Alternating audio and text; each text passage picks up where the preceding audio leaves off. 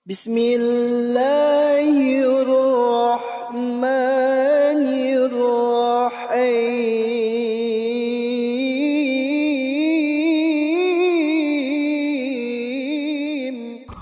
Orang-orang musyrik Mekah, Allah ceritakan tentang mereka. Sama dengan orang-orang muslim sekarang yang banyak berbuat kemusyrikan. Bagaimana caranya kita mendakwahinya? Allah menyebutkan dalam Al-Mu'minun ayat 86-87 ini caranya. Tanyakan kepada mereka, Qul marrabbus samawatis sab'i wa rabbul arshil azim.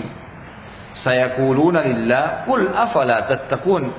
Katakanlah kepada mereka, siapa yang empunya langit yang 7 dan yang empunya arsy yang besar, yang mempunyai, yang memiliki, yang menciptakan.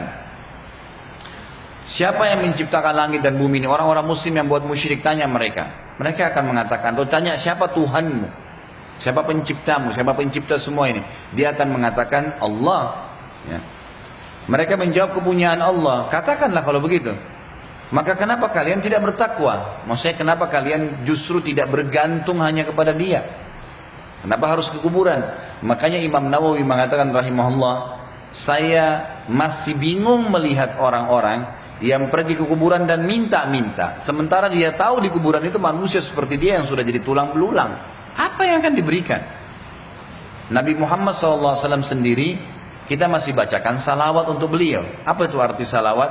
Ya Allah, tambahkanlah karuniahmu, rahmatmu untuk Nabi Muhammad SAW.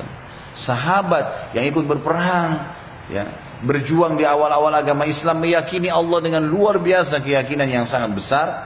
Apa yang terjadi? Mereka juga dikatakan radhiyallahu anhum, didoain. Orang-orang muslim yang sudah mati sealim apapun dikatakan rahimahullah, rahimahullah. Masih kita doakan, biasa di Indonesia mengatakan almarhum, gitu kan. Jadi orang yang dapatkan rahmat Allah. Maka kita lihat orang-orang yang sudah mati dari Nabi SAW, dari para sahabat, masih butuh doa. Bagaimana caranya ada orang datang minta-minta kepada orang yang butuh doa? Kan tidak mungkin.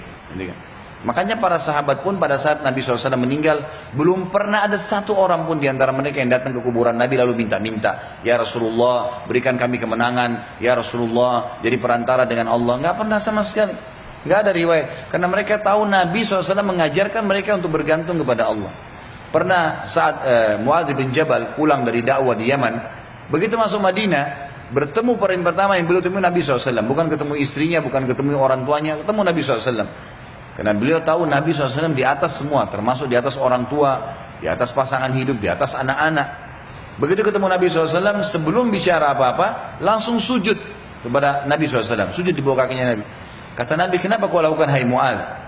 Nabi tanya dulu, sambil sujud Muadz berkata apa? Ya Rasulullah, saya temukan masyarakat di Yaman yang saya dakwai, kalau ada orang yang mereka tokohkan, orang tuanya kah, kepala sukunya kah, mereka sering sujud di bawah kakinya setiap hari sebagai bentuk penghormatan. Saya melihat Anda orang yang paling berhak saya sujudi. Maka kata Nabi SAW, berdiri hai Muadz, angkat kepala kamu. Begitu diangkat, kata Nabi SAW, tidak boleh orang sujud kecuali kepada Allah, gitu kan? Kalau seandainya pun boleh sujud kepada makhluk, maka saya akan suruh istri sujud kepada suaminya. Tapi di sini Nabi SAW tidak ingin disujuti dan beliau mengajarkan masalah itu. Artinya sujud di sini sembahi, mohon. Ya, pada saat beliau masih hidup pun, apalagi sudah meninggal dunia. Dan ini poin-poin dasar yang harus diketahui.